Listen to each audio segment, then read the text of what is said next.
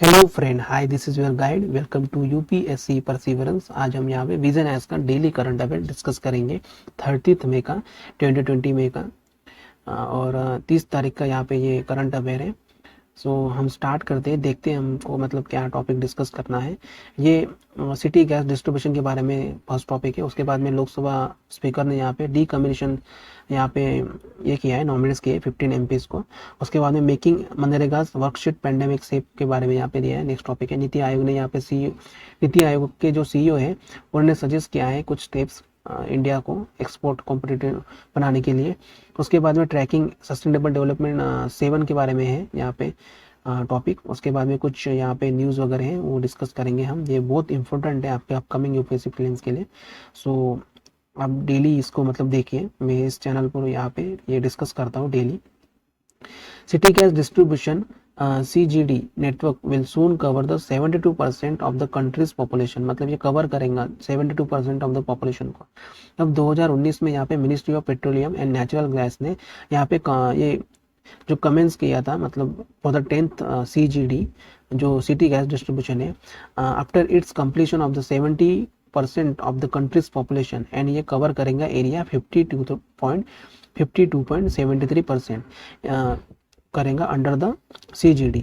अब ये CGD क्या है? ये इंटरकनेक्टेड नेटवर्क है of pipelines to make the supply of the natural gas to domestic, industrial, commercial premises and the CNG station situated in the specified geographical area। मतलब ये जो specified geographical area उनको ये cover करेगा, उसमें domestic, industrial and commercial premises भी आते हैं। और ये इंटरकनेक्टेड नेटवर्क है pipelines to make the supply of the natural gas का ये सप्लाई करता है। उसके बाद में natural gas is a superior fuel है compare to the coal and other liquid fuels, और ये कन्वीनियंट है और एनवायरमेंट फ्रेंडली है, सेफर है एंड चीपर फ्यूल है compare to coal and other liquid fuels. उसके बाद में CGD network are being developed based on the availability of the trunk gas pipeline और gas sources of the techno commercial feasibility in CA। ये develop करेगा availability of the trunk gas pipeline connectivity. Benefits क्या है CGD network का? Uninterrupted supply of the cooking fuel to the household. मतलब household को मतलब ये continuous मतलब ये फ्यूल कुकिंग फ्यूल प्रोवाइड करेगा, कॉम्बैट करेगा इंडस्ट्रियल पॉल्यूशन, जो भी इंडस्ट्रियल पॉल्यूशन है, प्रदूषण वगैरह होता है, उसके साथ में ये लड़ाई लड़ेगा। सेविंग कॉस्ट, यहाँ पे कॉस्ट मतलब कम होंगी इससे। और moving towards the base economy, मतलब जो गैस बेस इकोनॉमी है उसकी तरफ हमारा मतलब ये बढ़ेगा। सो इसके बाद में रिड्यूस करेगा कार्बन इमिशन को। ऐसे कुछ बेनिफिट्स यहाँ पे दिए गए हैं CGD नेटवर्क के बारे में। ये इनिशिएटिव है टू प्रमोट करेगा to CGD public utility status to CGD under the Industrial Dispute Act 1947। अब ये Ministry of Petroleum and Natural Gas ने अकॉर्ड किया है priority to PNG domestic and CNG transport segment of the CGD sector in the domestic gas collection. State government ने advice किया है to standardise road restoration permission charges for development of the CGD network. उसके बाद में Lok Sabha speaker ने यहाँ पे nominate किया है 15 MPs to assist the delimitations commission DC। ये DC अभी सेटअप किया गया है, ये मार्च को सेटअप किया गया था for redrawing the Lok Sabha and the assembly constituency of the Assam, Arunachal Pradesh and Manipur, Nagaland and UTs of the Jammu and Kashmir. ये अभी डीलिमिटेशन के बारे में हम पढ़ते हैं। डीलिमिटेशन क्या होता है? ये प्रोसेस है of fixing the boundaries of the territory constituency in the country और state having the legislative body, जिसमें मतलब स्टेट लेजिस्लेटिव बॉडी होती है, वहाँ पे ये फिक्स करता है बाउंड्रीज को उनके टेरिटोरियल कॉन्स्टिट्यूंसी का जो एरिया है उसको। उसके बाद में delimitation is assign to high power body known as a TC, और इसे बाउंड्री कमीशन भी बोलते हैं। अब ये आर्टिकल 82 के अंडर में आता है। Parliament enacts a delimitations act after the every census establishing a DC। ये अंडर आर्टिकल 170 में यहाँ पे स्टेट गवर्नमेंट डिवाइड करता है टेरिटरी कॉन्स्टिट्यूंसी को। उसके बाद में DC कॉन्स्टिट्यूट 4 बार हुआ था ये डीलिमिटेशंस कमीशन। सो कब कब हुआ था वो देखते हैं। 1952 में हुआ था, 1963 में हुआ था, 1973 में एयर, उसके बाद में 2002 में हुआ था। इसे अपॉइंटमेंट करते हैं प्रेसिडेंट एंड ये order have force of law and can not be challenge, मतलब इसको चैलेंज नहीं किया जा सकता है किसी भी कोर्ट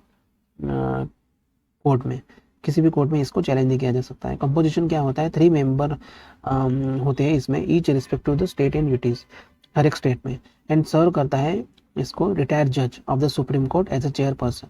और उसमें चीफ इलेक्शन कमिश्नर होते हैं और election commissioner nominated by the CEC. State election commissioner भी होते हैं इसमें ऑफ द कंसर्न स्टेट के। उसके बाद हमारे यहाँ पे थर्ड टॉपिक पे आते हैं, making the MNREGA's work site pandemic safe. So Mahatma Gandhi national rural employment guarantee scheme यहाँ पे विटनेसिंग है and increasing demand for the work as a large number of the migrant workers are returning to their village due to the lockdown. So ये मनरेगा आपको पता ही है कि मतलब ये रोजगार प्रोवाइड करता है, जो लेबरर्स वगैरह होते हैं, जो ग्राम पंचायतें वगैरह होती है, वहाँ पे जो गवर्नमेंट के जो काम वगैरह होते हैं, दिहाड़ी वर्क वगैरह हो या किसी कंस्ट्रक्शन बिल्डिंग के बारे में, सो ये उसके बारे में मनरेगा। कांग्रेस के टाइम पे इसको मतलब ये स्कीम को लाया गया था। पहले ये नरेगा थी, बाद में इसका नाम जोड़ दिया महात्मा गांधी मनरेगा करके। ये अप्रैल 1 से लेकर 20 तक यहाँ पे 3.5 मिलियन न्यू जॉब एप्लीकेशंस आए have come under the MNREGA which is the highest in decade, मतलब ये पूरे 10 साल में सबसे ज़्यादा है। Hence providing the work and safe work site will be challenge in the context of कोविड-19, मतलब ये चैलेंज है अभी फिलहाल में, जो अभी कोरोना वगैरह चल रहा है, जो मतलब काम प्रोवाइड करना है, सर सेफ जो मतलब सुरक्षित जो वर्क साइट वगैरह हैं उसके बारे में दिया है यहाँ पे। कुछ मेजर्स लेने पड़ेंगे, आइडेंटिफाई करना पड़ेगा works with fewer collective task. उसके बाद में work allocation as per the age vulnerability and have single muster roll in one work site. So the social distancing का भी यहाँ पे ध्यान रखा जाएगा, स्ट्रिक्टली मॉनिटर किया जाएगा different communications, avoid delay in payment, implementation of the work under the panchayat और achieving the balance between the social distancing and livelihood of the activities. MNREGA के बारे में यहाँ पे दिया, मनरेगा प्रोवाइड करता है at least 100 days of the guaranteed wage employment, मतलब 100 डेज तक ये वेज एम्प्लॉयमेंट देता है in the financial year to every rural household whose adult member volunteer to do unskilled manual work. उसके बाद में additional 50 days of the wage employment is also provided in notified drought affected areas और the natural calamities, मतलब additional 50 days भी मिलते हैं इसको। उसके बाद में सस्टेनेबल डेवलपमेंट गोल के बारे में tracking sustainable development SDG 7, the energy progress report के बारे में। द एनर्जी प्रोग्रेस रिपोर्ट, अभी ये रिपोर्ट ने यहाँ पे बताए हैं, मतलब ये जो ऑर्गेनाइजेशन है यहाँ पे दिए हैं, International Energy Agency, International Renewable Energy Agency and United Nation Statistic Division, World Bank and World Health Organisation है यहाँ पे, इनका ये कोलैबोरेशन है। ये मॉनिटर करता है एंड एक्सेस करता है attendments in the global quest of the universal access to affordable, reliable and sustainable and modern energy by 2030। इसका की हाईलाइट क्या है इस रिपोर्ट का, द एनर्जी प्रोग्रेस रिपोर्ट का, ये एक्सेस करता है टू इलेक्ट्रिसिटी और share of the global population with access to electricity increase from 83% 2010 में था और अभी बढ़कर ये 90% हुआ है 2018 में। इंडिया यहाँ पे टॉप 3 कंट्रीज में with the largest deficit in the regard with the access to electricity. Share of the renewable energy. Most of the growth has occurred in the electricity sector due to rapid expansion of the wind and solar power. Energy efficiency. Global primary energy intensity defined as the total primary energy supply per unit GDP improved by the 1.7% in 2017. International financial flows to develop the countries in support of the clean and renewable energy double since 2010. Impact of the COVID-19 और कुछ suggestion यहाँ पे include किए गए हैं। तो अभी impact क्या हुआ है यहाँ पे, pandemic impact the ability of the many household and the businesses to pay for electricity service that it affects the energy transition and progress toward the sustainable development गोल।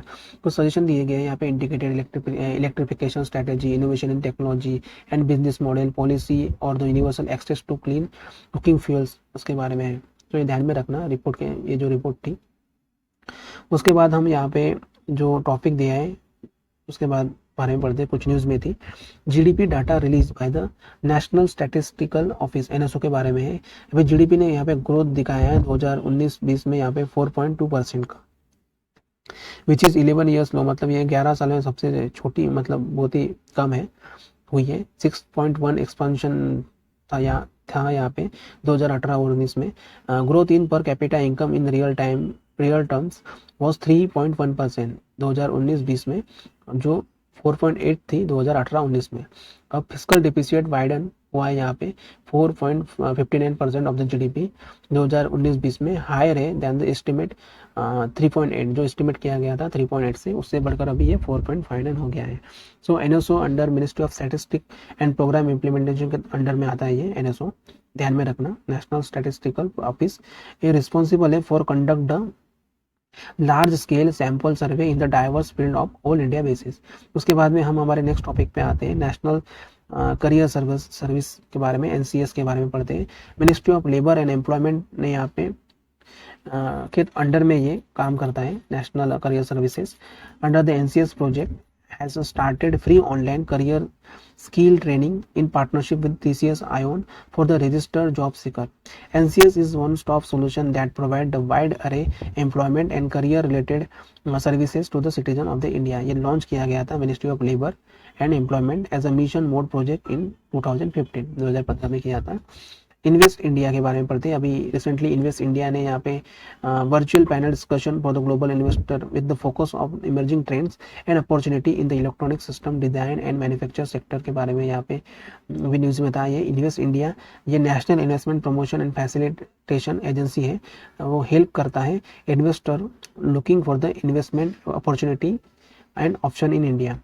तो इसको सेटअप किया गया था 2009 में as a non profit venture under the Department of the Promotion of Industry and Internal Trade. Rozgar Setu scheme के बारे में हम देखते हैं, ये लॉन्च किया गया था by Madhya Pradesh for the employee skilled worker के लिए वो हैव रिटर्न, मतलब जो अभी वापस आए थे। ये सीख करता है, मतलब ये ढूंढता है to bring the skill labour in on single platform and will connect them with the needing them, मतलब ये जो उनको गरज है उनको मतलब ये प्रोवाइड कराता है। स्टेट ने यहाँ पे first to devise such work plan, मतलब अभी फर्स्ट टाइम ये अभी ऐसा प्लान लाया गया है, सर्वेइंग स्किल वर्कर वो were employed at industry elsewhere. उसके बाद में है एफडीआई के बारे में 2019-20 का यहाँ पे बताया है। Department for promotion and industry and Internal trade DPIIT ने रिलीज किया है डाटा ऑन एफडीआई इनफ्लो 2019-20। इसके की हाईलाइट यहाँ पे दिए हैं, मेन फीचर्स यहाँ पे दिए हैं। FDI into India jump to 18%, 18% का जंप किया है टू 73.46 बिलियन इन 2019-20। अब टॉप 5 सेक्टर क्या है अट्रैक्ट करते हैं एफडीआई को, service, computer, software, hardware, telecommunication, trading and automobile. Singapore is the largest FDI source है, contributing to inflows of 14.67। अब उसके बाद state with the highest share है एफडीआई के, सबसे पहले है महाराष्ट्र, उसके बाद कर्नाटका। महाराष्ट्र में 30%, कर्नाटका में 18%, दिल्ली का है 70%। सो ये शेयर दिए, ध्यान में रखना, महाराष्ट्र टॉप पे है, उसके बाद कर्नाटका एंड दिल्ली। प्रोजेक्ट अहाना के बारे में दिया गया है, ये प्लान है इंडिया का as an NGO national programme working towards the AIDS free generation. Partner है कौन है इसके, नेशनल एड्स कंट्रोल ऑर्गेनाइजेशन है, Global Fund to Fight AIDS, Tuberculosis and Malaria GFATM। ये फोकस करता है on preventing parent to child transmission along the women in the most vulnerable and marginalised communities को। Amery ice shield AIS के बारे में यहाँ पे दिया है, National Centre for polar and the research NCPOR ने यहाँ पे के द्वारा there would be 24% increase in the expansion of the AIS boundaries in Antarctica by 2021।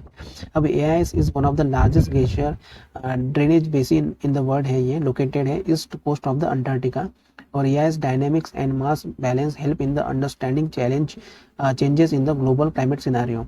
NCPOR locate करता है गोवा में, is the India's premier research and development institution responsible for the research activities in polar and southern ocean RIMS को, मतलब ये ध्यान में रखना।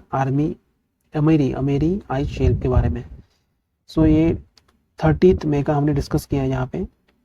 सो ऐसे डेली करंट अफेयर में यहाँ पे डिस्कस करता हूँ। सो मेरे चैनल को subscribe, like, comment and share कीजिए। मेरा इंस्टाग्राम ID है UPSC_perseverance। और आप टेलीग्राम पे कुछ PDF वगैरह आपको चाहिए होंगे तो आप टेलीग्राम पे मुझे सब्सक्राइब कर सकते हो, UPSC परसिवरेंस करके आप वहाँ पे सर्च करके उस चैनल को सब्सक्राइब कर सकते हो। So thank you so much. Good night.